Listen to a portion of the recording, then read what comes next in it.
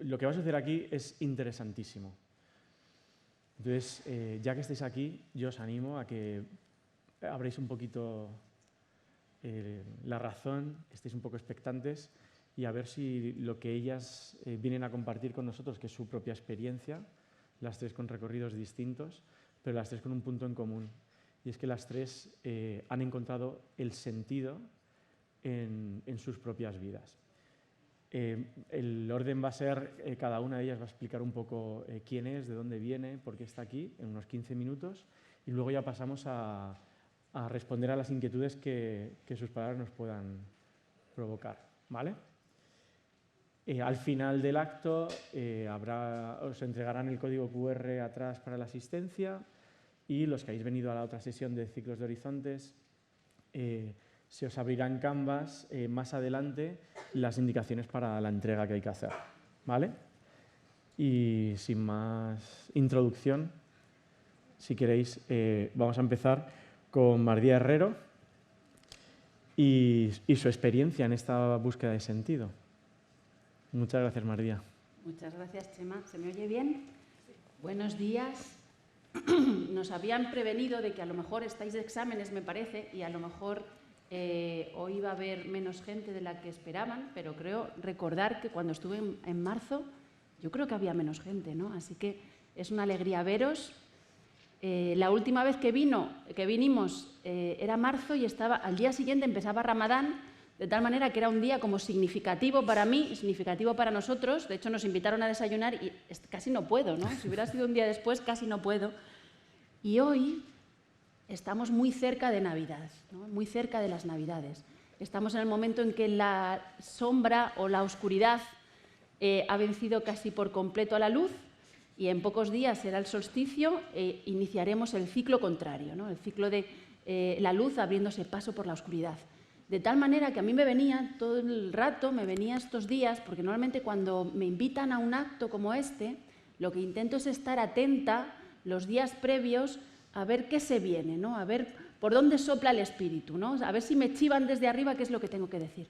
Y todo el rato me venía aquel poema famoso de Luis Rosales, del que casi todos conocemos solo un par de versos. Solo la sed nos alumbra. Me venía una y otra vez machaconamente ese solo la sed nos alumbra. No sé si alguno ha estado en Tessé alguna vez, en este monasterio que hay cerca de Lyon, en Francia, ecuménico. Si alguna vez es apasionante para ir, sobre todo de jóvenes, es apasionante. Yo estuve allí un tiempo y tienen esa canción, o sea, esos versos lo tienen convertido en canción, una canción preciosa que cantan los monjes y cuando la gente va puede cantarlo, ¿no?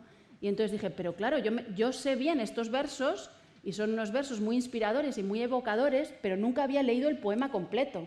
De tal manera que venir aquí hoy y sentir una y otra vez machaconamente esa frase ha sido la invitación para mí a buscar el poema completo y lo primero que quiero hacer con vosotros es compartirlo, porque es muy hondo y porque además Luis Rosales era una persona que estaba especialmente comprometida con la Navidad. Tiene muchos poemas dedicados a la Navidad y este poema forma parte de un ciclo suyo, de un libro que se llama Nuevo Retablo de Navidad. Es decir, que es una invitación también a disfrutar y a celebrar el nacimiento de Jesús. Y dice, es precioso, dice, de noche, cuando la sombra de todo el mundo se junta, saldremos llevando el alma en carne viva y desnuda. De noche, cuando el camino huele a romero y a juncia, saldremos con los pastores para ir de nuevo en tu busca. De noche iremos, de noche, sin luna iremos, sin luna, que para encontrar la fuente solo la sed nos alumbra. De noche, cuando hace frío y es tan humana la angustia que siempre hay un cuarto donde el llanto mueve la cuna. El llanto mueve la cuna. Esto es maravilloso. ¿Por qué? Porque nos está diciendo que la sed es lo mismo que la fuente. Es decir, que a veces es el llanto el que genera el consuelo, que el llanto y el consuelo es lo mismo, ¿no? Y entonces yo venía aquí para hablar sobre todo de eso, porque si tengo una experiencia personal de sentido, esa experiencia personal se funda sobre todo en la sed. O sea, yo siento mucha sed desde que era niña mucha sed de sentido. Lo denomino como sed porque metafóricamente funciona, pero sí tenía un anhelo muy profundo de encontrar el sentido de la vida, de saber para qué estaba aquí, de encontrar mi vocación. Le preguntaba a mis profesores en el colegio, en el instituto, en la universidad, cuál era el sentido de la vida. Era algo que me golpeaba continuamente y que no me dejaba nunca del todo satisfecha, ¿no? Esto en los primeros años, cuando eres niña, se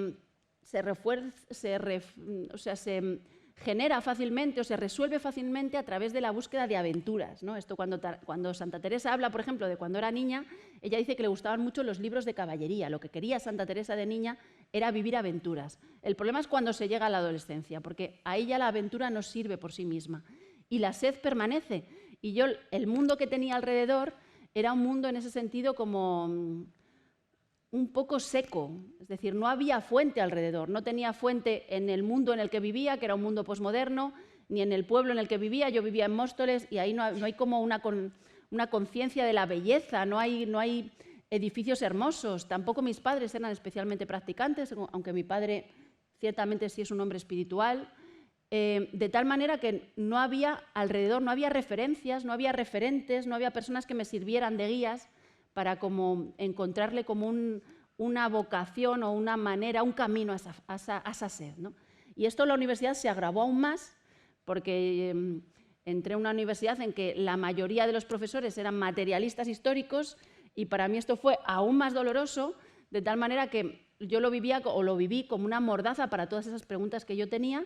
Esto desembocó en una crisis muy fuerte a los 22 años y de ahí, de repente, yo no sé muy bien cómo, de repente me encontré con Jodorowsky, que es un autor chileno, especialista en tarot y en una cosa que se llama psicogenealogía, y me di cuenta de que había una serie de nudos que no me permitían encontrar el camino hacia la fuente, y esos nudos empecé a trabajarlos a través de la sistémica familiar, a través de la psicogenealogía, y después me fui al Camino de Santiago.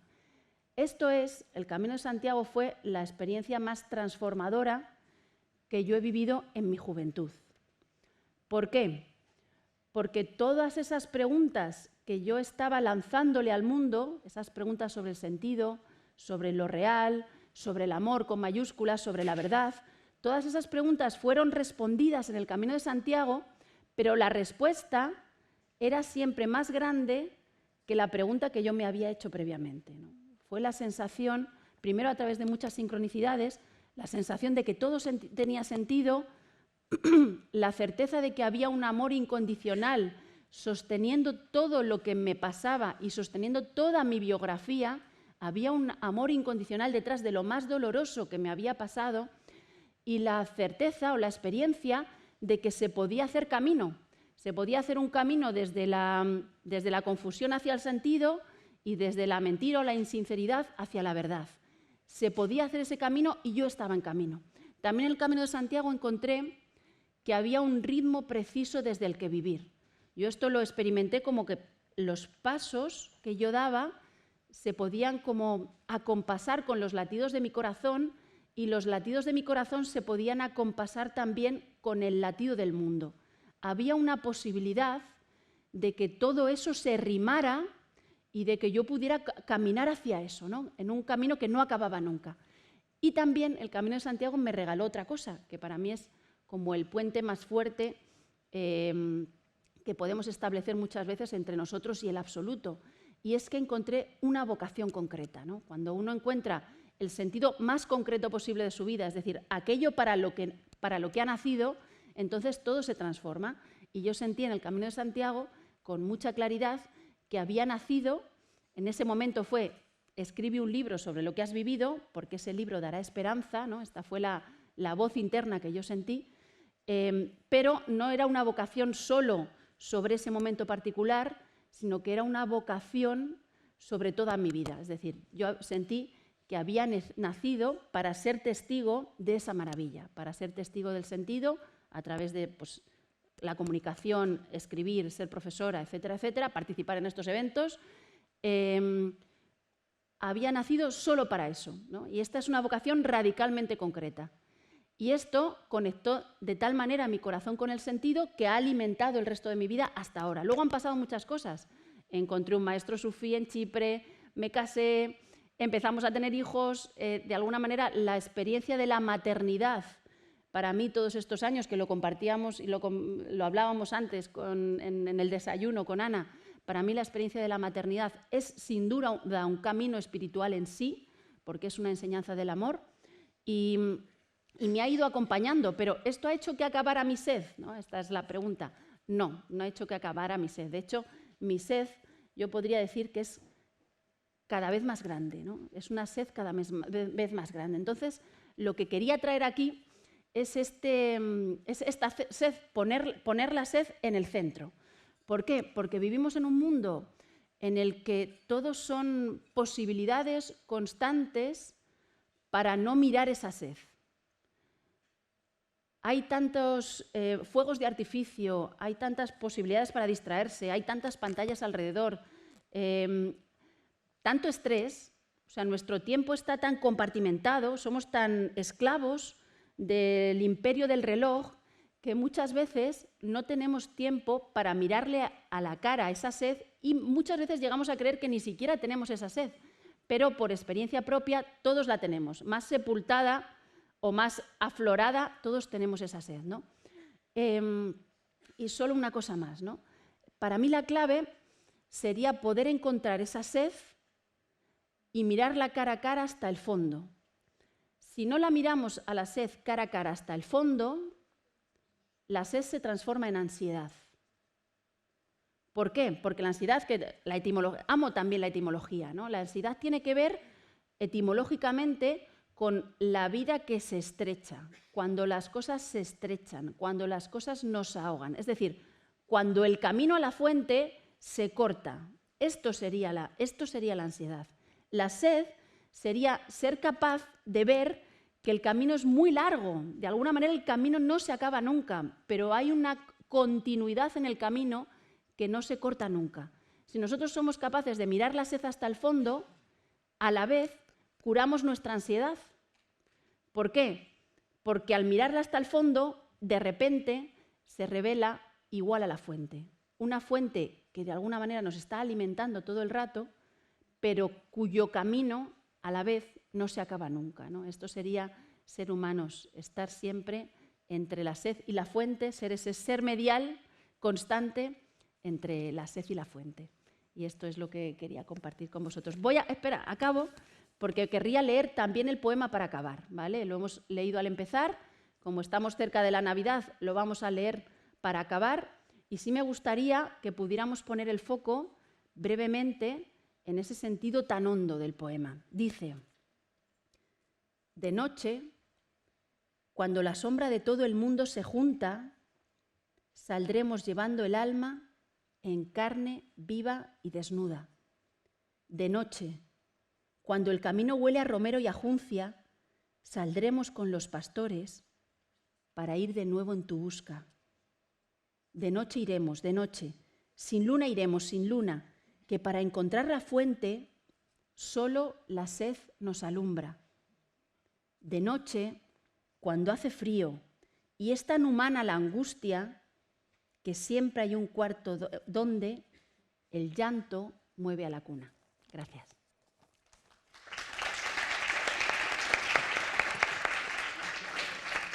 Muchas gracias, María. Vamos a ir ahora con una experiencia distinta, pero casi con el mismo hilo conductor, ¿no? que es esa sed vivida desde otra experiencia, ¿no? Es Ana Martínez, está casada, es profesora de la universidad y viene aquí a compartir cuál ha sido su encuentro con el sentido. Muchas gracias, Ana. Gracias, Chema. Gracias también por la invitación. Yo he de confesar que estoy nerviosa porque doy clase aquí y lo habitual no es ponerme delante de alumnos a hablarles de mí misma. Entonces, creo que uno se siente más seguro cuando habla de cosas que tienen que ver menos con uno mismo. Entonces, me siento un poco expuesta, pero también estoy contenta de estar aquí, de poder compartir un trocito de mí, y os doy las gracias por vuestro tiempo. Me ha gustado mucho hablar después de Marta, porque efectivamente si algo ha marcado un poco, en mi camino ha sido como una gran búsqueda del sentido. O sea, y de hecho me ha gustado, he de confesar que no había visto el cartel que aquí nos convoca, entonces desconocía este subtítulo y me siento muy, muy identificada. Entonces, os voy a contar un poquito de mí. Me he traído unas notas que no sé si me van a distraer más que ayudar, pero con el fin de no enrollarme hasta el infinito y de ser mínimamente ordenada. Entonces, os voy a contar un poquito quién soy y lo que he vivido para luego deciros qué significa para mí el sentido. Bueno, yo soy de Valencia, que esto es importante, el lugar de donde uno es. Y me vine a Madrid por amor, porque me enamoré de mi marido en Roma. Somos un matrimonio Erasmus, si no, no sé si me hubiera ido yo de mi tierra, que es Valencia. Y yo provengo de una familia que no es practicante, ni siquiera muy creyente, más bien una familia un poco anticlerical, por todas sus partes. Ninguno de mis abuelos, ni mis tíos, ni mis primos, y ninguno de mis padres nunca ha practicado o ha vivido la fe. Entonces, esto en realidad me ha librado de algo que creo que es muy positivo, que es confundir el sentido o el cristianismo en mi caso, porque yo os voy a hablar, para mí, la búsqueda de este sentido, yo he encontrado el sentido en el catolicismo, en la fe católica. Entonces, esto me ha librado, yo creo, me ha preservado de confundir el cristianismo con unas tradiciones, con unas ideas concretas y de ir al corazón de lo que el cristianismo creo que es, ¿no? Entonces, este punto de partida, además he ido a un colegio, siempre he ido a colegios, institutos públicos, entonces digamos que no había muchas posibilidades de que yo esta pregunta del sentido la terminara respondiendo en clave católica. Pero a mí me gusta mucho, primero, yo recuerdo con mucho agradecimiento a la familia en la que he nacido porque mis padres son un regalo y me gusta mucho recordar que una de las cosas más bonitas de mi infancia yo la vinculo con mi madre al pie de mi cama haciendo dos cosas muy sencillas. Una era leerme un cuento y la otra era rezar una Ave María. O sea, aunque no era muy practicante y nunca fui a misa con mis padres, mi madre siempre rezaba una Ave María por la noche. Y me parece precioso recordar esto porque estas dos pequeñas cositas han configurado toda mi vida. O sea, luego yo he estudiado literatura, así que estos cuentos, hice mi doctorado en literatura, han terminado dando su fruto. Y esa Ave María también, esa oración tan sencilla, tan pequeñita, ha sido semilla luego de una fe más grande, ¿no? Entonces es verdad que yo fui creciendo pues así, pues, en un ámbito, digamos, no practicante, pero siempre con la certeza, puesto que rezábamos una Ave María por la noche, de que, hombre, alguien llamado Dios existía, ¿no? Y de algún modo estaba ahí y de algún modo había creado todo, lo que me incluía a mí. Pero tampoco había profundizado mucho más en esto ni me había preocupado porque como niña pues lo daba por sentado sin más, ¿no? Pero recuerdo otro momento así significativo en mi vida que fue cuando debía estar una edad en la que está mi hija mayor, tengo 4 hijos, luego mencionaré ese punto, que tiene 9 años y ya se hace preguntas mucho más sustanciales. Entonces recuerdo que un día debía de haber visto algo en la televisión, o sea, algo doloroso, y me golpeó muy fuerte, ¿no? Y entonces recordé la idea de que Dios existía y aquello no me cuadraba con lo que había visto en la televisión, ¿no? Y recuerdo que mi madre se estaba peinando en el baño y yo le pregunté, pero mamá, una cosa, ¿tú crees que Dios se acuerda de nosotros? Y esa pregunta, o sea, yo recuerdo, tengo como una imagen con una película que se giró y me respondió, no, hija, no. Me dijo, Dios creó el mundo y lo dejó rodar. Y yo recuerdo como un punto de inflexión, ahora como adulta, ¿no? Que aquello me marcó muchísimo porque no me convenció. No me parecía razonable, ¿no? Digo, si de verdad hay un Dios que es creador, hay un Dios que ha pensado esta familia en la que vivo, todo lo que existe, incluyendo los pingüinos, las jirafas, todas las flores que existen en el campo, los dinosaurios, que yo ahora como tengo hijos pequeños los tengo muy presentes y me cuesta recordar que no son ciencia ficción. O sea, se ha creado algo tan hermoso, tan complejo y tan innecesario como a nosotros mismos, no puede ser que se haya olvidado de nosotros. O sea, no puede ser que no se acuerde de quién soy yo, que no le importe nada lo que a mí me ocurra, ¿no? No puede ser que no haya salido a buscarme. Entonces, ahí empezó un camino de búsqueda ya más personal mío. Y Y yo recuerdo vivir como un verdadero combate según me iba haciendo mayor, porque además muchas de las cosas que mis padres, pues conversaciones que surgían en las comidas, chocaban, ¿no? Porque pues, por ejemplo, con lo que dice el catolicismo. Y yo recuerdo momentos de pasarlo mal, ¿no? De decir, pero entonces, ¿cuál es la verdad? Es decir, tiene que haber una verdad, tiene que haber un sentido. Y yo tenía la intuición de que este sentido y esta verdad de la que me podía hablar Dios, este Dios que yo de niña había dado por sentado, tenía que ver mucho conmigo. Y recuerdo cosas como pensar, es que yo necesito saber por qué tengo que estar contenta. O sea, ¿por qué vivo? ¿Para qué vivo? Tener un verdadero motivo para la alegría o una respuesta ante el sufrimiento. Entonces, toda mi adolescencia y primera juventud la recorrió esta sed de preguntas. Y es verdad que a mí creo que yo he conocido el catolicismo, la fe cristiana, a Jesús, primero por la belleza de lo que supone el catolicismo, que como ha dicho Marta, lo vamos a celebrar, ¿no? O sea, a mí pensar en la idea de un Dios que está tan loco como para hacerse un niño pequeño en Belén, vulnerable, nacer en el lugar más pobre y maloliente que yo, que he dado a luz, pienso, yo le hubiera matado a Dios. O sea, a mí me ponen ahí es el último lugar que alguien escogería, ¿no? Y un Dios que se pone así, mendigo del amor del mundo, ¿no? Expuesto. O sea, a mí, solo por la belleza de ese mensaje de un Dios al que no solo no le doy igual, sino que está dispuesto a despojarse por completo y venir a mendigar mi amor, solo por la belleza, yo creo que ya la belleza me hubiera llevado a la fe, pero luego además me parecía muy razonable, por lo que os he dicho que pensaba de niña, ¿no? Es decir, porque cada vez observaba más pues, la maravilla que es todo lo creado, ¿no? Pero también vi la fe en otros. Y eso creo que para mí ha sido muy importante, o sea, ver una fe viva en otros. Y he tenido la suerte de que en mi camino aparecieran amigos, aparecieran personas que no es que creían en Dios, o sea, no es que creían que Dios no había dejado rodar el mundo, sino que conocían a Dios y hablaban con Él y formaba parte de su vida.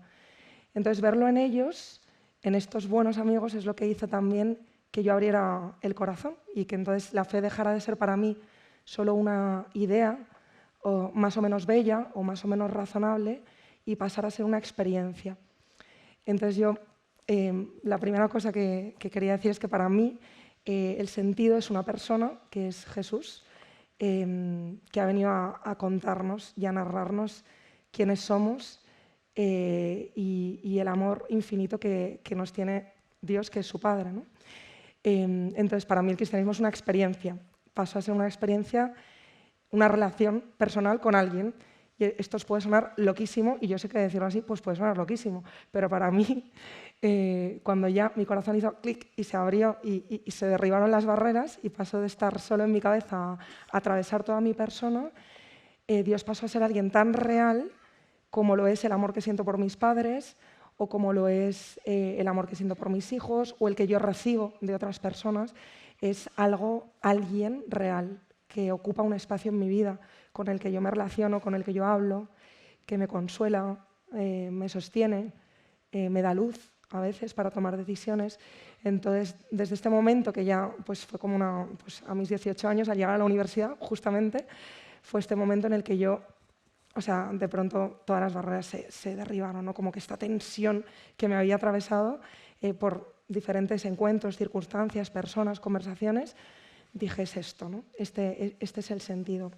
Y os quería decir 3 cosas pequeñitas, no tan largas como hasta aquí. O sea, a mí es verdad que Dios, este Dios del cristianismo, que tan loco como para hacerse un bebé y tan loco como para dejar que le llamemos Padre, a mí me impresiona mucho que Jesús en el Evangelio dice que llamemos a Dios Abba, que significa en realidad papi.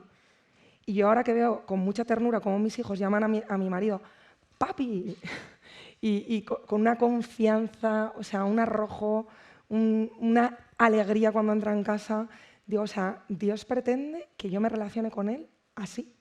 O sea, que yo confíe en Él y me deje querer por Él como mis hijos me quieren a mí o quieren a su padre, ¿no? O sea, de esta manera, como entendiendo que les vamos a querer siempre, ¿no? Y esto a mí me ha hecho entender una cosa muy importante que me ha sanado mucho también. Y es que yo soy digna y preciosa por ser quien soy, por ser hija de Dios. Si algo me da el cristianismo, es una identidad, es que soy hija de Dios. Y esto también es otro escándalo, que son palabras que quizá los que vivimos la fe nos acostumbramos a ellas y que son un escándalo. Que uno pueda decir que es hijo de Dios es una locura. Si yo dijera que soy hija aquí de, pues no sé, de alguien a quien admiréis o muy importante, diríais, wow, ¿no? Y yo digo aquí, soy hija de Dios y no nos conmovemos. No hemos naturalizado estos términos, pero es un escándalo absoluto que alguien pueda decir, soy hijo de Dios. Entonces esto a mí digo que me ha sanado mucho porque me ha hecho comprender que el valor que yo tengo, lo que yo soy, no tiene que ver con lo que yo hago, con los méritos que reúno, con no equivocarme nunca, sino que yo puedo ponerme delante de Dios y saber que soy preciosa, que soy amada, que soy digna, al margen de que haya tenido un día horrible, que lo haya hecho todo mal. De hecho, esta semana he tenido algo así, ¿no? Encadena una metedura de pata tras otra, y que yo puedo descansar siempre en esa certeza, ¿no? Que el valor que yo tengo, lo preciosa que yo soy, no tiene que ver con lo que yo haga. Y me ha sonado mucho porque yo he vivido siempre mucho intentando atraer el afecto de los demás, pues sacando buenas notas, o no equivocándome, o siendo muy simpática, o agradando a todos. Entonces me ha liberado mucho esto, entender que el valor que yo tengo no viene por lo que yo hago, ¿no? Que yo ya lo he recibido todo en esta identidad. La segunda cosa es que esta fe me ha mostrado el sentido con mayúsculas de mi vida, ¿no? O sea, me ha hecho entender que tampoco mi vida tiene que ver con el éxito, con el reconocimiento, con llegar lejos, con ganar mucho dinero, ¿no? Que no está mal, ¿eh? Si consigues por el camino todas estas cosas también ayudan, ¿no? Pero que no tiene nada que ver con esto, ¿no? Sino que tiene que ver con dejar que este amor que viene de Dios inunde la vida de uno, con dejarse amar mucho, como mis hijos se dejan amar, que esto lo perdemos cuando nos hacemos mayores. A mí me conmueve profundamente el modo en que mis hijos dejan que yo les quiera. Cuando a veces soy terriblemente impaciente o despistada, impuntual, ¿no? Y mis hijos reciben este amor sin cuestionarlo y totalmente con los brazos abiertos, ¿no? Y yo creo que esto es lo que Dios espera de nosotros, que el sentido de nuestra vida tiene mucho más que ver con dejarnos amar y llenos de este amor, pues ya amar a los demás, ¿no? Pero primero llenos de este amor. Y luego me ha enseñado a vivir, ¿no? Me ha enseñado a vivir en el sentido de que me ha enseñado a vivir tanto la alegría como el sufrimiento. O sea, me ha enseñado que todo, cambiar un pañal, ver una peli por la noche, quedar con unos amigos y tomar unas cervezas, un viaje, que todo es bello, todo nos pertenece, porque precisamente este niño que se ha hecho carne en Belén ha hecho que todo lo humano se divinice y que todo lo humano sea precioso, o sea, sea cauce para encontrar el sentido. Entonces, todo es bello, todo nos pertenece, y me ha hecho valorar y encontrar una plenitud en todo, hasta en la cosa más tonta, ¿no? Y no pensar que Dios está solo, pues que también está de una manera especial, ¿no? En la iglesia, en un sagrario, pero que también está cuando nos encontramos en familia, cuando damos un paseo por el campo, que esto es lo que decía Santa Teresa, ya que la has citado, que a mí me gusta mucho. De hecho, mi tesis fue de libros de caballerías, así que me alegra que los hayas citado por esta búsqueda de aventuras, que también Dios anda entre pucheros, ¿no? Y lo último, me ha enseñado a vivir el sufrimiento. Y con esto termino, ¿no? Porque cuando yo vi aquella escena en la televisión que me golpeó profundamente, yo creo que yo esperaba encontrar una respuesta del tipo, claro, Dios existe y no va a pasar nada malo. O Dios existe y está todo bajo control, ¿no? Entonces, como Dios existe, entonces por eso a mí me descuadró aquello. Y lo que yo he ido descubriendo es que Dios nos ha hecho libres, que es una cosa impresionante, que Dios nos deje decirle que no, a cambio de que podamos amarle de verdad, ¿no? Porque el amor es libre, no podemos obligar a alguien a que nos quiera. Entonces, para que Dios pudiera tener criaturas que le amaran, tuvo que exponerse a que le digamos que no, y esto me parece tremendo, ¿no? Entonces, que Dios respeta profundamente nuestra libertad, y en esta libertad pues acontece el mal, acontece el sufrimiento, y Dios no es un amuleto que me va a librar de que no me ocurra nada malo. Esto es especialmente doloroso cuando eres madre, porque tú quisieras librar a tus hijos de todo sufrimiento. De hecho, creo que la única cosa que me cuesta de ser madre es esta, ¿no? Entender que esto no lo puedo hacer. Pero en cambio Dios sí me promete que estará conmigo, ¿no? Y lo he experimentado, o sea, que en lo que ocurra va a estar y me va a dar su consuelo, su paz, y va a estar a mi lado, pues llorando conmigo, confortándome, y que este amor que Él ha venido a revelar al mundo y que vamos a celebrar siempre tiene la victoria, que el bien siempre vence y que de todo mal, de todo sufrimiento, uno puede extraer un sentido, volviendo al título que nos reúne aquí, y uno puede extraer un bien. Por eso mi hija mayor se llama Victoria, para recordarnos esto, ¿no? Que el amor siempre tiene la victoria. Y ya está, no me enrollo más, que me he enrollado, perdonad.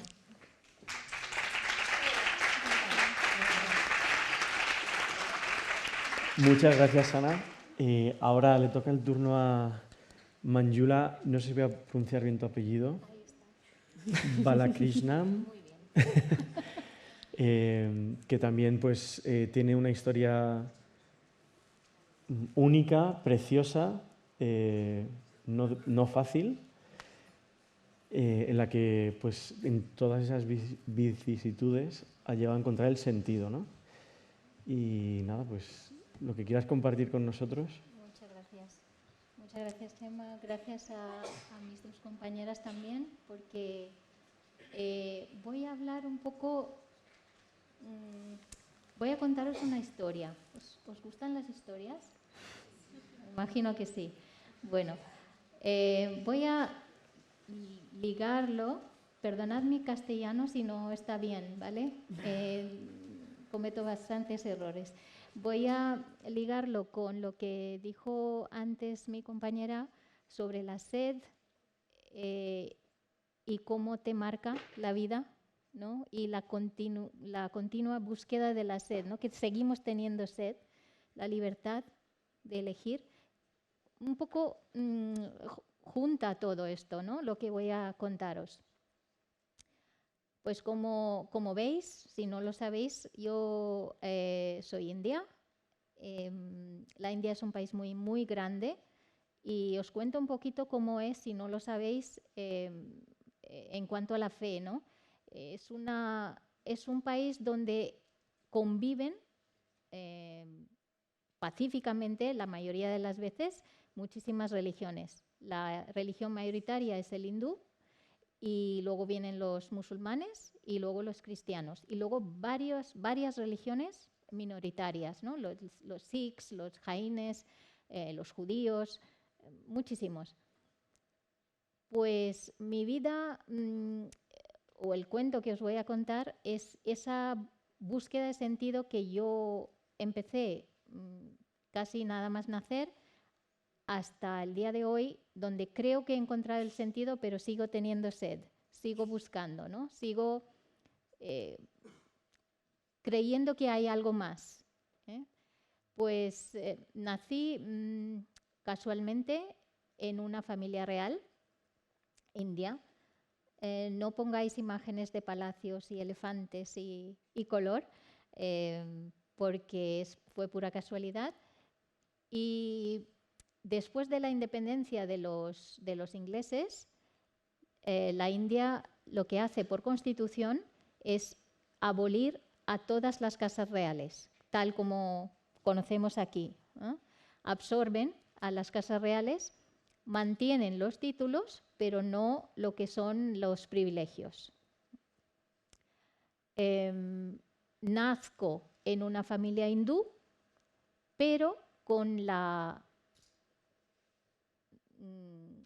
suerte de que al ir creciendo tengo la libertad de elegir mi religión, de elegir lo que yo quiero profesar, lo que yo quiero seguir en la vida, ¿no? Buscar tu propia fe. Pero, repito, esto solo en el seno de mi familia. Pertenezco a una familia matrilineal que es que los derechos reales van por la parte femenina. Quiere decir que a día de hoy yo soy la única en mi familia que regenta la casa real a la que pertenezco. Todo eso condiciona mi vida. Condiciona en el sentido que las obligaciones que tengo marcan mucho cómo puedo pensar cómo puedo creer, qué puedo hacer con mi vida, absolutamente todo está ya diseñado. Decido ir contra todo eso porque mi búsqueda del sentido hace que cuestione muchas cosas. Para una mujer india e hindú son diferentes, que aquí quiero hacer la aclaración porque mucha gente me dice, ¿cuál es el restaurante hindú que te gusta más? Pues hindú es la religión, indios somos todos nosotros. Yo puedo ser católica e india, hindú e india. India es la nacionalidad, hindú sería la religión. ¿De acuerdo? Pues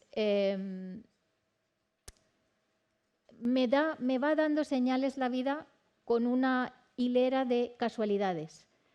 No sé si sabéis, Santo Tomás llegó a la India en el siglo I, a una región a la que pertenezco yo. Es quizá, creo que hay 2 o 3 estados donde hay mayoritariamente cristianos, el resto son hindúes o musulmanes o una mezcla de todo. Ahí está ese hecho. Nazco en Calcuta por pura casualidad otra vez y esa casualidad también está vinculada, fijaros, Santa Teresa, ¿no? ¿A qué ciudad fue? A la ciudad de la alegría, a la ciudad de Calcuta. Para mí tiene una connotación muy sagrada, ¿no? Crezco, me mandan a un colegio católico para estudiar. Casualidades de la vida, ¿no? Estoy rodeada de señales que me dicen, pregunta, busca. Y eso es lo que hago, pero todavía sin encontrar el sentido final, ¿no? Que creo que nunca llegamos a tenerlo del todo, pero sí, sigo buscando. Encuentro respuestas a algunas cosas, a otras no. Sigo creciendo y ya casi con 18, 19 años encuentro a una persona que físicamente me coge de la mano y me lleva a lo que es mi realidad hoy en día. Conozco a que es mi marido ahora, español, católico, y me dice, Manjula, vamos a darle un sentido a todo esto que llevas buscando durante toda tu vida.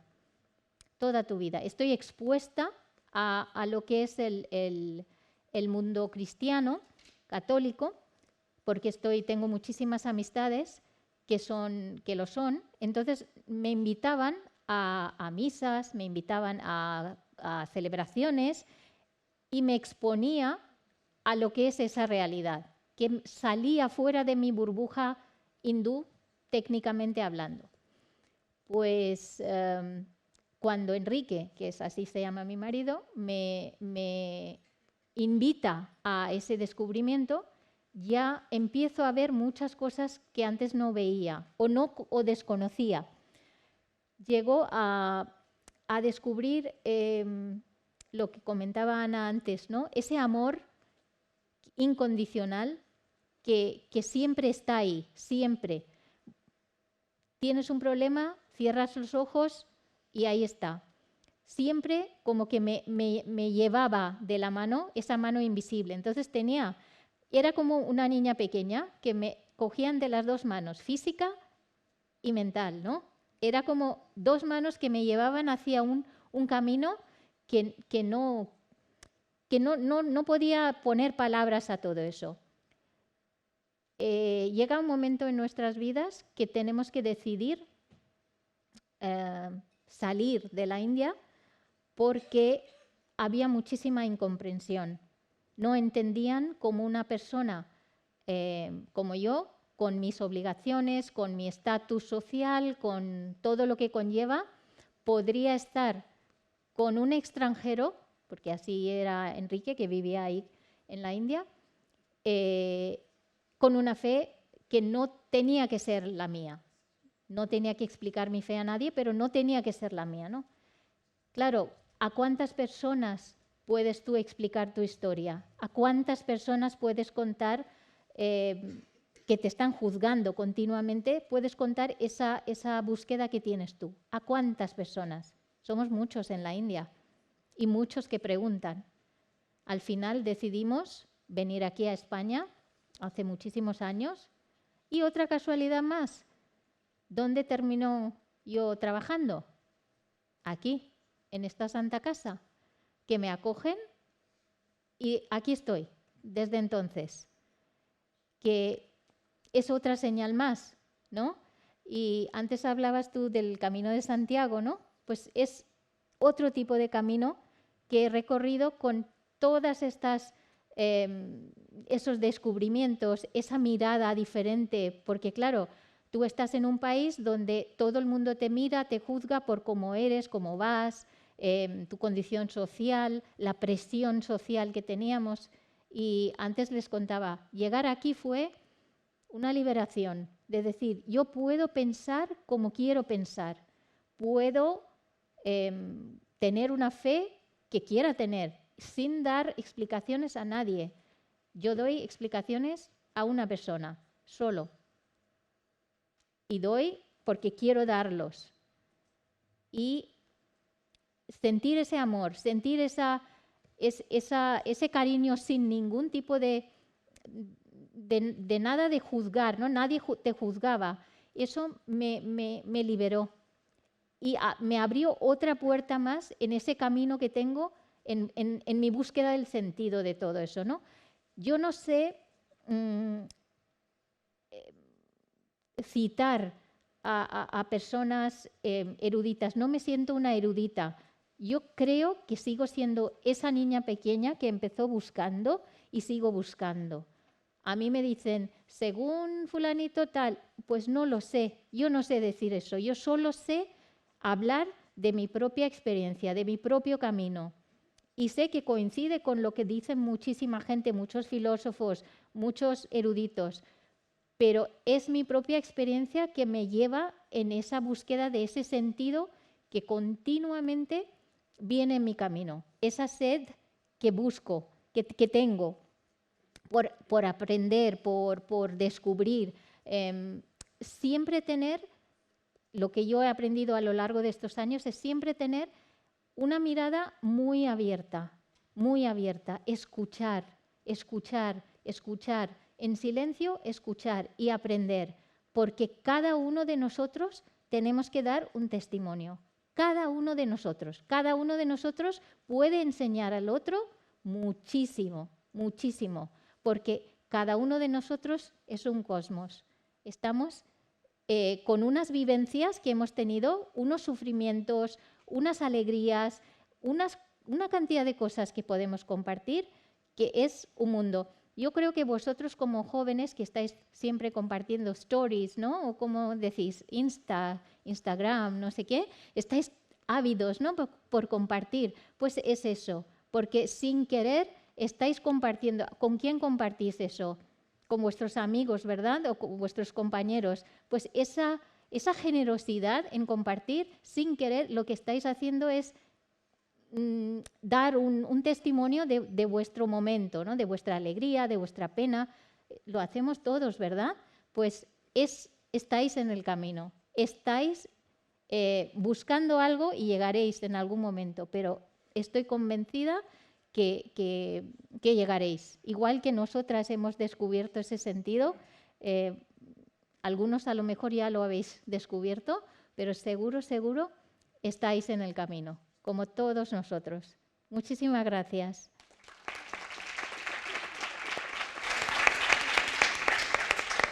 Muchas gracias, Manjula. Gracias. Bueno, pasamos ahora a las preguntas.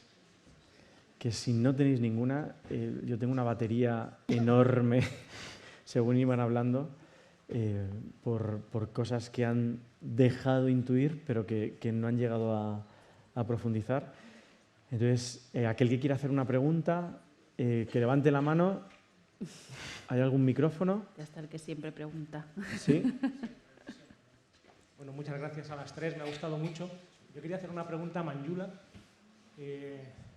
Cuando hablas del hinduismo como una religión o una tradición, ¿qué dirías que tienen en común las diferentes, ¿no? Porque echando una mirada a la India, que como dices es como un continente entero, a mí me parece que hay una gran diversidad y que tiene que ver un Vedanta Advaita con un Shivaita de Cachemira o los diferentes grupos religiosos.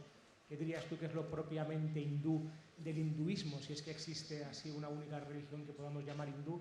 Y luego otra pregunta difícil y que yo creo que no se podrá responder rápidamente, ¿qué es lo que encuentras en el cristianismo específicamente por lo que lo eliges o por lo que te elige a ti en lugar de en las tradiciones de la India o hindúes? Bueno, el hinduismo es una religión muy antigua, pero es una. Quiero decir, lo que mencionaste del tipo Cachemira o el Advaita Vedanta, o sea, son formas filosóficas que todo se aúna en uno, que es el hinduismo. La base es la misma. Está conectada con la segunda pregunta, ¿no? Porque está tan profundamente arraigada en la sociedad que ya la religión, cultura, sociedad, está todo mezclado, todo. Con lo cual es muy difícil discernir entre que yo soy hindú, pero no soy practicante, como antes hablábamos, ¿no? Que soy practicante, no soy practicante. Eso ya no se ve, porque la India es profundamente religiosa. Da igual la religión que profeses, profundamente religiosa. Con lo cual, decir que yo me desvinculo de mi religión, esa posibilidad no existe. Me lleva a la segunda pregunta. ¿Qué es lo que te hace elegir entre una y otra? Pues lo que tú veas, el sentido que tú saques de esa religión, la exposición que hayas tenido a cada religión. Yo elijo el cristianismo básicamente por una razón, es la incondicionalidad. Quiero decir, míralo por donde sea, el amor que te da sin juzgar, ninguna presión. Tú puedes libremente pensar, rezar, según los preceptos que hay, pues en todas las religiones hay, pero el hinduismo, en mi caso quizá era mucho más complicado porque estaba vinculado a lo social, como antes he comentado, ¿no? Entonces era como una obligación cumplir ciertos preceptos. Si eres mujer, no puedes pensar en mi generación, ni tener una opinión, una idea para ti misma. Tú tienes que hacer lo que está marcado, pautado, según la religión, según lo cultural, social, etc. A mí me tenían hecho mi vida ya dibujada desde el principio. Yo no podía salir fuera de ese diagrama, ¿no? O sea, yo tenía que estar metida dentro de eso, encasquetada. Yo era mujer, yo tenía que casarme entre los años 18 y, quiero decir, cuando tuviera entre 18 y 21 más o menos, porque más allá era mayor. Tenía que casarme con alguien de mi rango social. Tenía que profesar la fe milenaria que tenían pensado. O sea, yo no podía pensar por mí en ningún momento. En ningún momento. Entonces, ¿esa religión tiene un sentido para mí? Pues no. Más, yo dejé de prestarle atención, yo personalmente dentro de mí, desde que era una niña. Yo empecé a buscar, a preguntar y buscar para hacer mi propia vida interior sin que nadie lo supiera durante muchísimos años, durante mucho tiempo. Luego de ahí, cuando tuve edad suficiente de madurar lo que yo había descubierto, pues empecé a cambiar. Pero hasta entonces, las dos preguntas van un poco vinculadas, ¿no? En ese sentido. No sé si te he contestado. Sí, muchas gracias. Gracias. Hola, soy Marcos. Gracias por vuestros testimonios y biografías. Y mi pregunta quiero que gire en torno al hecho que entre todos los bienes que se han mencionado aquí, ¿cómo podemos tender al absoluto, que también se ha hablado y que por tanto existe? Sí, por ejemplo, Mardia, que yo creo que ha sido la biografía más interreligiosa, ha mencionado a Taizé, a Santiago, a Santa Teresa, a la escuela sofista, al materialismo, que es incluso también una religión. ¿Cómo podemos llegar a conocer la verdad? también es una pregunta para Manjula, que habla mucho de la experiencia personal, pero ¿cómo universalizar esos testimonios? Porque al final estamos en la universidad y pues buscamos conocimiento más puro, ¿no? Más verdadero. No sé si se han preguntado en la mesa. Bueno, por alusiones, me encanta esto que dices de la universidad, porque claro, la universidad, si vamos también a la etimología, el tema, o sea, la universidad viene de tender hacia el uno, ¿no? Es como un tender hacia el uno, de tal manera que toda experiencia de cercanía con el absoluto tendría que ver con ese proceso de integración, de sinceración y de tender poco a poco hacia el uno, ¿no? El otro día trabajaba con mis alumnos la caverna de Platón, el mito de la caverna de Platón, y entonces es muy hermoso, seguro que lo conocéis todos, pero normalmente se explica la alegoría de la cueva y ya está, ¿no? Y se habla del mundo de las sombras, el mundo de las ideas y ya está, ¿no? Pero es que Platón sigue, es el capítulo 7 de la República, después de decir la alegoría, Platón dice, entonces, ¿cuál es la finalidad de la educación? Y dice, la finalidad de la educación es orientar el alma hacia el bien. ¿Vale? No es tener conocimientos externos o no solo tener conocimientos externos, sino orientar el alma hacia el bien. Y dice Platón, ¿y cómo se consigue esto? ¿Cuáles son las materias que se tienen que trabajar primero? Y dice, en primer lugar, los números, la ciencia de los números. Y por ciencia de los números, Platón aquí es muy pitagórico. La ciencia de los números para él es el número idea, no es el tema de contar 1, 2, 3, 4, sino la concepción del número como número idea, que es el 1. ¿Qué es el 2 y qué es el 3? ¿no? De tal manera que ir a la universidad tendría que ser para Platón, si nos unimos a Platón, la oportunidad de que nuestra alma se enfoque hacia el bien. ¿Y cómo? Utilizando en primer lugar, luego hay muchas otras materias que hay que utilizar, pero en primer lugar la ciencia de los números, es decir, tender hacia el uno. Para mí toda experiencia como espiritual, que no es solo espiritual, porque para mí la materia y el espíritu están unidos, el absoluto y el relativo están unidos y la divinidad sería inmanente y también trascendente. Las dos están unidas también, esas dos cualidades, ¿no? Está más allá de todo lo que podamos imaginar. Pero como el saboreo de la unidad o el saboreo de lo real o el saboreo del amor con mayúsculas tiene que ver con un proceso doble. Lo que suelo mencionar metafóricamente como espejo y llave. ¿Qué es el espejo? El espejo es todo aquello que nos permite sincerarnos a fondo con nosotros mismos, mirarnos a nosotros hasta el fondo, ser auténticos, trabajar nuestras sombras, trabajar nuestros nudos familiares, es decir, todo aquello que de alguna manera pule, esto es una metáfora muy sufí, pule el espejo de nuestro corazón. ¿Vale? Esto sería el espejo.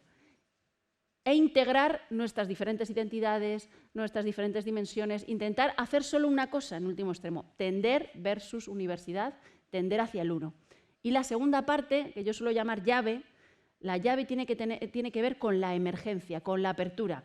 El corazón se limpia, hay un proceso de purificación, cada uno desde su tradición, un proceso de purificación hasta que el corazón se vuelve un espejo nítido de lo real con mayúsculas, y en segundo lugar la emergencia, es decir, el corazón así se va ensanchando, poco a poco se va abriendo para ir acogiendo dosis crecientes de realidad, ¿no?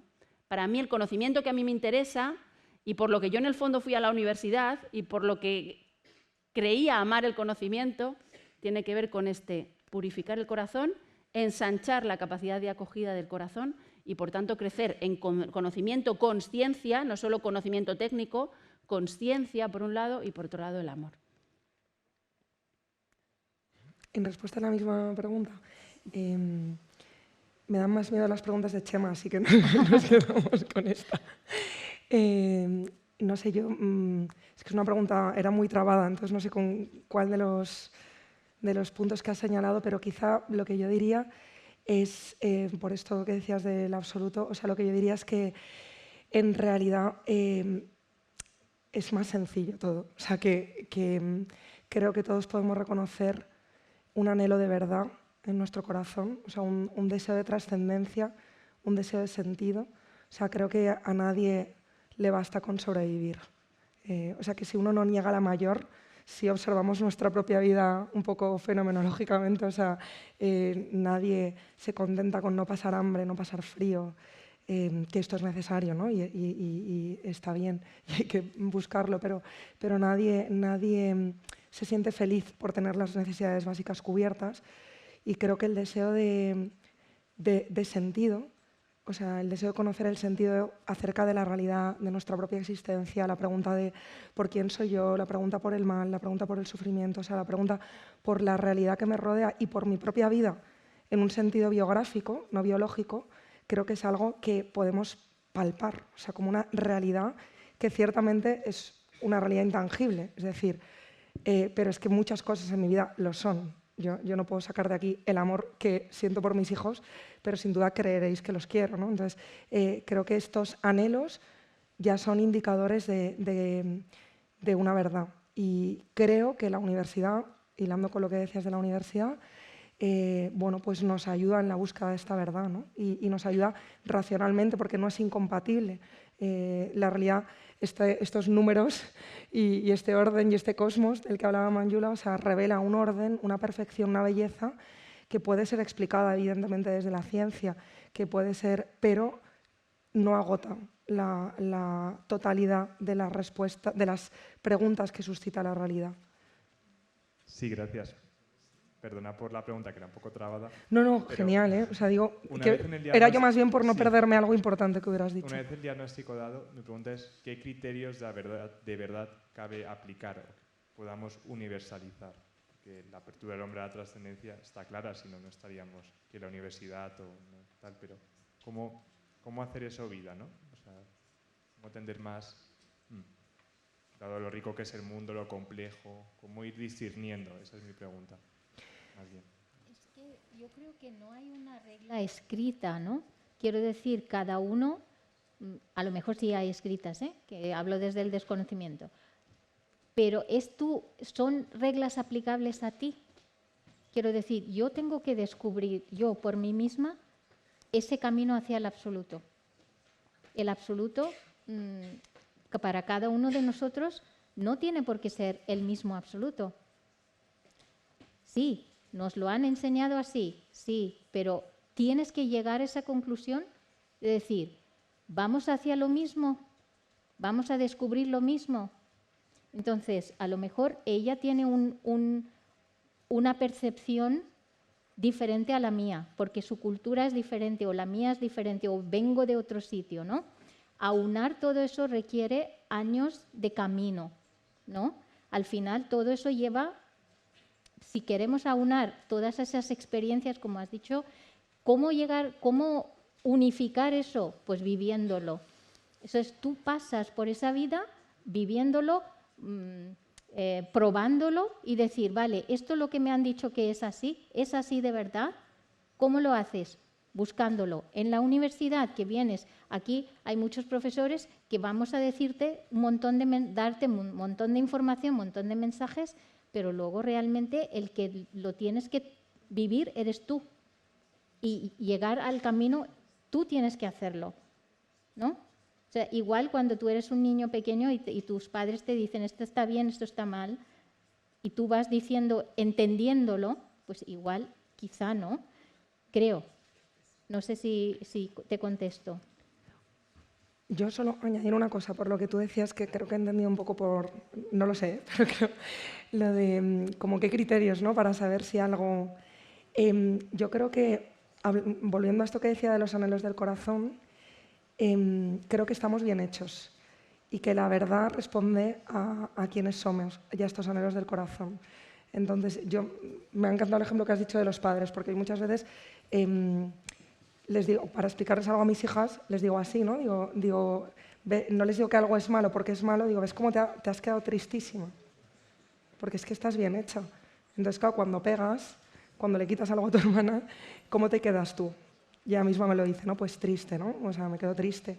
Entonces, yo creo que el ser humano tiene un anhelo de plenitud, de sentido, pero también de felicidad, que, como decía antes, trasciende lo biológico y tiene un cariz biográfico, que cuando las cosas responden a esa verdad, nos conducen a esa plenitud y a esa felicidad. Y cuando no, por mucho que nos empeñemos, si yo pienso que el sentido de mi vida es ser muy productivo y ya, yo me empeñaré en esto, pero esto me va a dejar el corazón vacío, ¿no? O si yo pienso que el sentido o la validez o la riqueza de mi vida estriba en lo material, pues podré empeñarme en ello, pero la realidad es que me experimentaré vacío. Entonces, creo que la clave es que estamos bien hechos y que la verdad responde a quiénes somos, a cómo estamos hechos y, por tanto, podemos experimentar cuando algo es verdad. Nuestro corazón lo reconoce, pero yo creo que también lo experimenta en los dos sentidos, tanto en el intelectual como en el vivencial. A mí me parece apasionante tu pregunta, ¿no? Porque, claro, entonces, ¿qué criterio de verdad tenemos? Es que esta es la pregunta, ¿no? Entonces, por un lado, tiene que haber una afirmación del misterio, es decir, cualquier paradigma científico que no afirme el misterio, en el sentido de sabemos casi nada de casi nada, es dogmático, ¿vale? Eso punto uno. Y hemos estado en épocas en que lo dogmático ha sido la religión. Y ahora estamos en una época en la que lo dogmático es también lo científico, ¿vale? Eso en primer lugar. Hay una manifestación de que hay una afirmación del misterio porque siempre, continuamente, cuanto más profundizamos en cualquier cosa, y los grandes científicos lo dicen también, más nos damos cuenta de nuestro no saber, ¿no? Entonces, desde esa afirmación del misterio y ese reconocimiento de nuestra pequeñez frente a esa verdad con mayúsculas, ese es el primer lugar. Luego, actuar desde ahí con mucha humildad, pero a la vez atrevernos siempre a preguntárnoslo todo, ¿vale? A mí me encantan todos esos científicos que se atreven a preguntárselo todo y que no se cortan y están dispuestos a encontrar algo que no cabía en su pregunta previa, ¿no? Están dispuestos a dejarse sorprender por lo que van descubriendo, ¿no? Y yo creo que estamos en un momento como de crisis de paradigma. Para nosotros que trabajamos mucho en eso, sí que nos gustaría que hubiera una apertura y un tender puentes desde lo científico a lo espiritual, desde lo psicológico a lo espiritual, etcétera, etcétera, ¿no? Estamos más bien en ese trabajo, ¿no? Y yo creo que estamos llamados, en los próximos años, estamos llamados a hacer ese trabajo, ¿no? A permitir que haya una apertura del paradigma actual. Bueno, yo tengo una pregunta para ti, Mardía. Voy a ser un poco directo, políticamente incorrecto. Todo ¿vale? lo que quieras. ¿Qué hace una mujer occidental de una cultura cristiana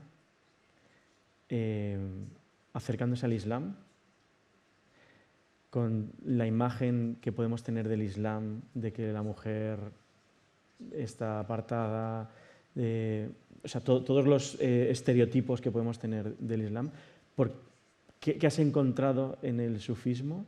Y si puedes explicar un poco qué es el sufismo, porque yo creo que, por lo menos yo no lo tengo muy claro, los alumnos seguro que sí. ¿Qué haces ahí? ¿Por qué acabas ahí? Bueno, en primer lugar, yo veo que me habéis puesto ahí musulmana sufí y yo digo, esto es un reclamo, es una especie de reclamo publicitario, porque yo si miro mi identidad no me siento del todo ahí así, ¿no? Musulmana sufí, es como, ¡buah! Porque sí, me podría sentir musulmana en sentido etimológico. En sentido etimológico, musulmán es como la persona que se entrega a lo real o que está en el camino. Yo no estoy entregada a lo real, pero sí estoy en camino de intentar entregarme a lo real.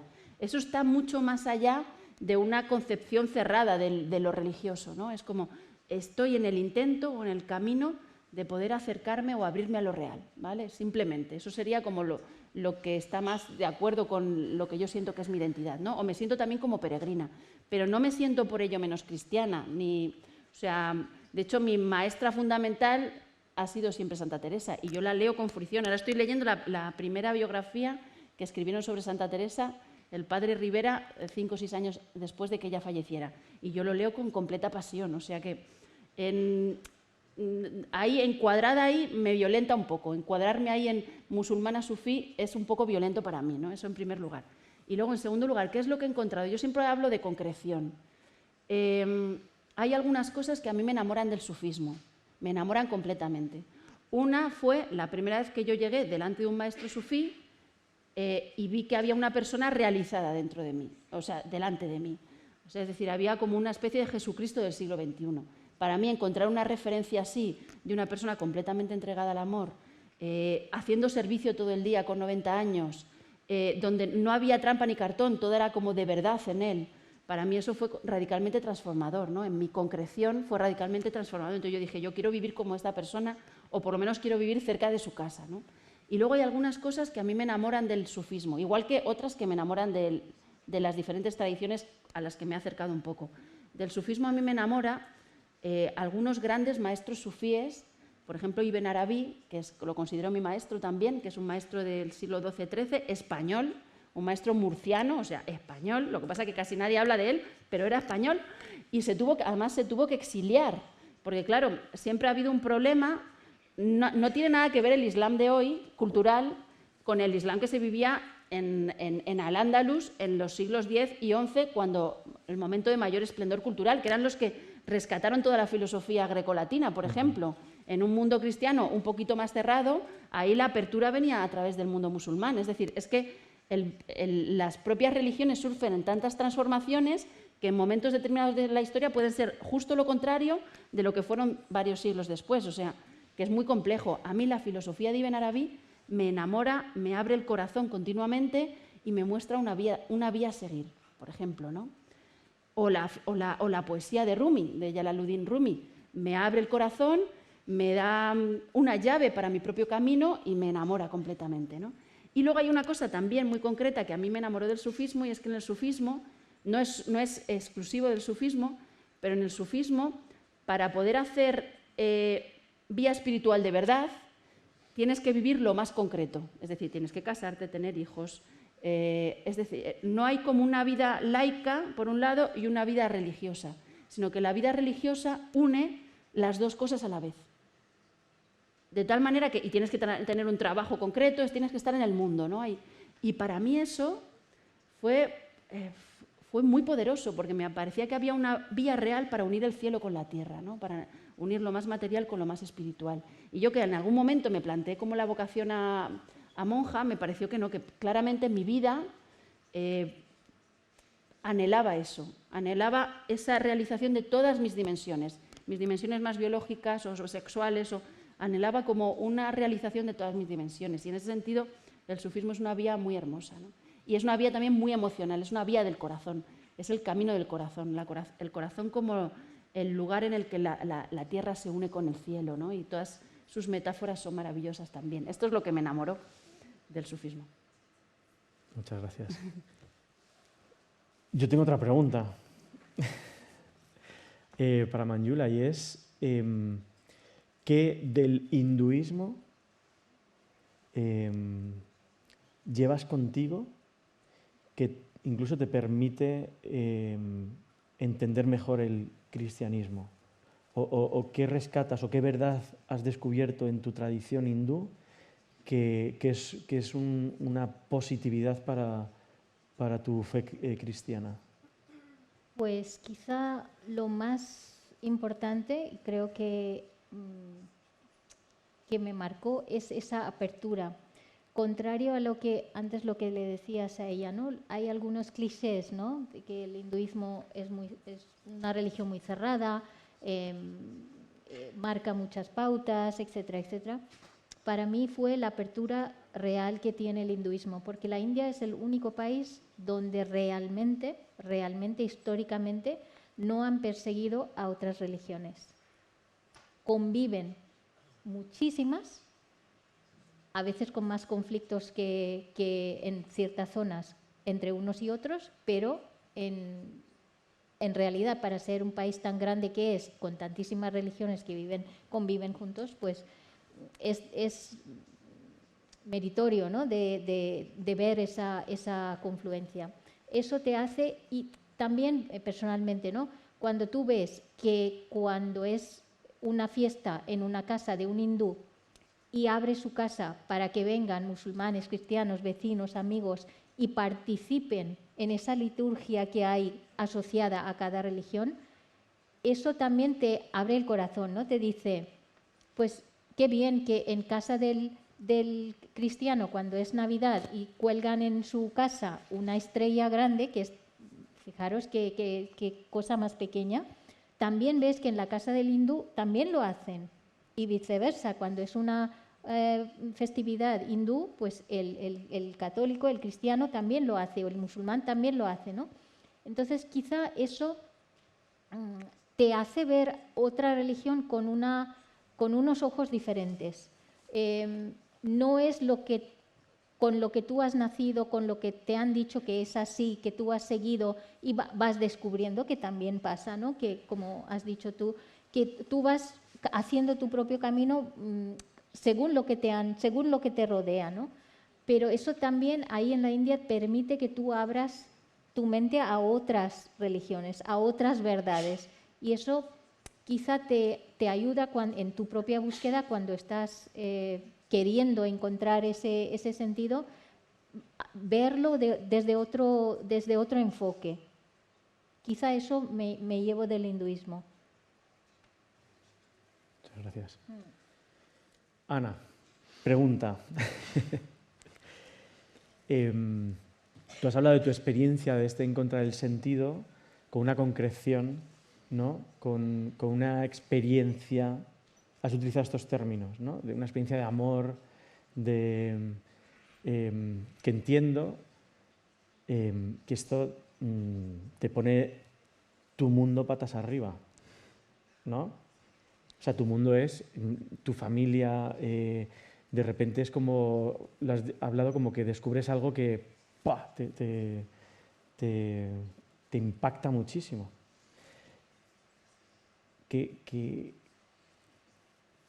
sucede ahí? Es una pregunta trampa. Ya lo sé.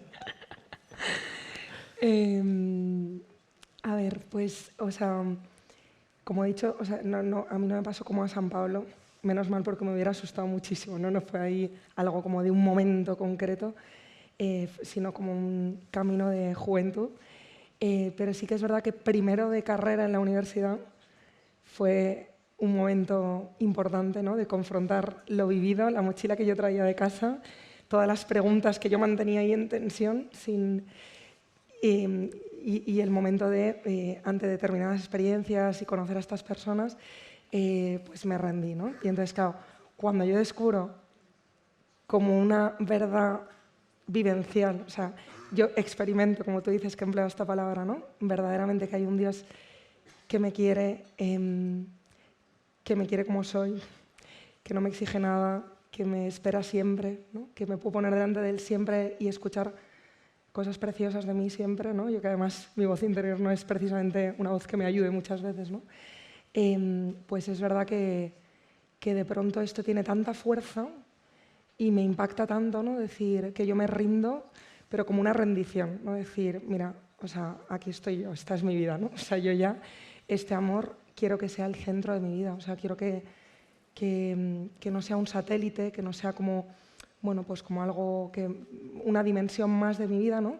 Sino que si esto es verdad y este Dios está aquí para acompañarme y escucharme y cuidarme, pues yo quiero que Él sea el centro, ¿no?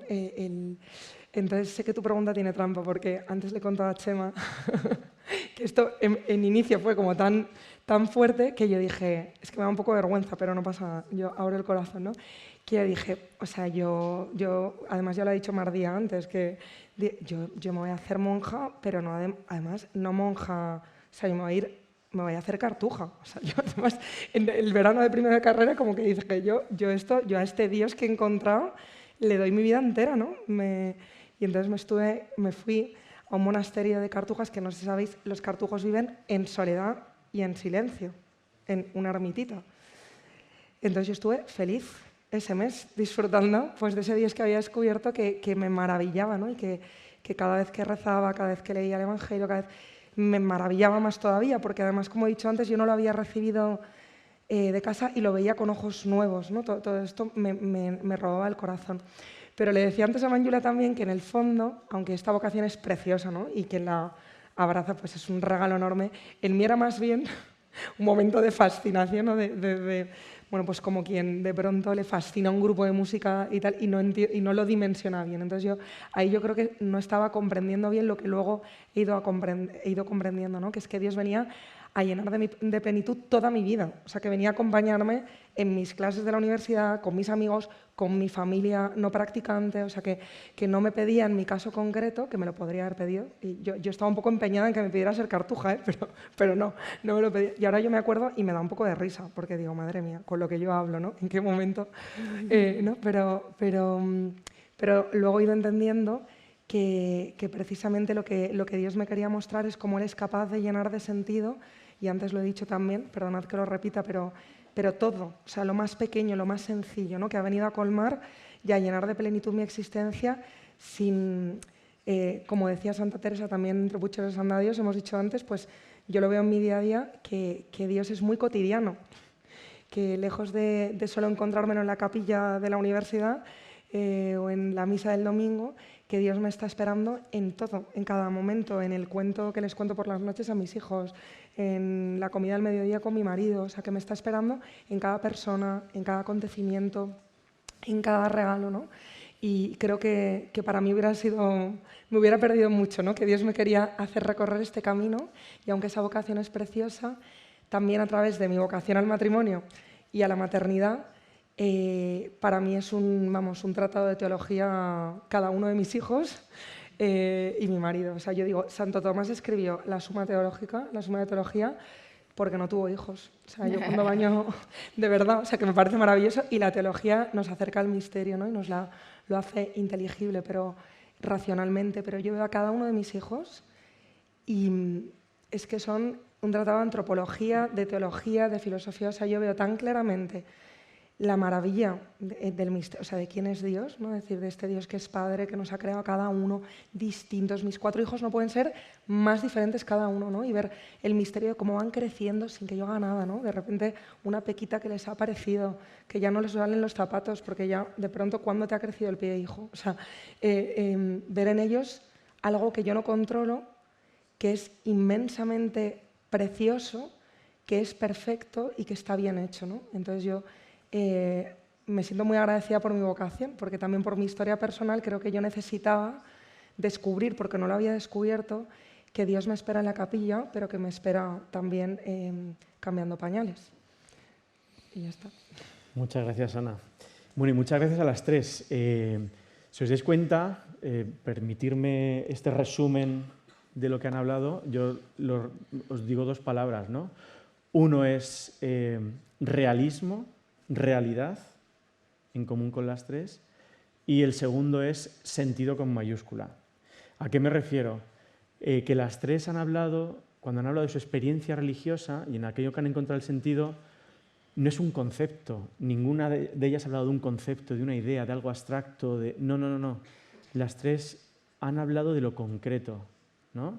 De encontré una forma de vivir concreta, del trabajo, o sea, todo muy, muy, muy concreto, todo muy aterrizado. O sea, que cuando uno se plantea o busca el sentido de la vida, necesita el sentido de lo real, de lo concreto, de lo que me pasa a mí hoy, aquí y ahora. Y lo segundo, por si alguno tiene la sospecha de que estas mujeres pues han inventado todo esto para atraer la atención, a mí, según las escuchaba, yo decía, o sea, qué potencia, qué grande es esto que han encontrado, que una ha sido capaz de ir en contra de una sociedad con una tradición concreta, ¿no? Y que le harán 1000 preguntas de todo y habrá ido contracorriente. Otra mujer que ha sido capaz de renunciar a toda una tradición de su familia, de sus títulos, incluso dejar su país porque el sentido que ha encontrado es mucho más potente que eso.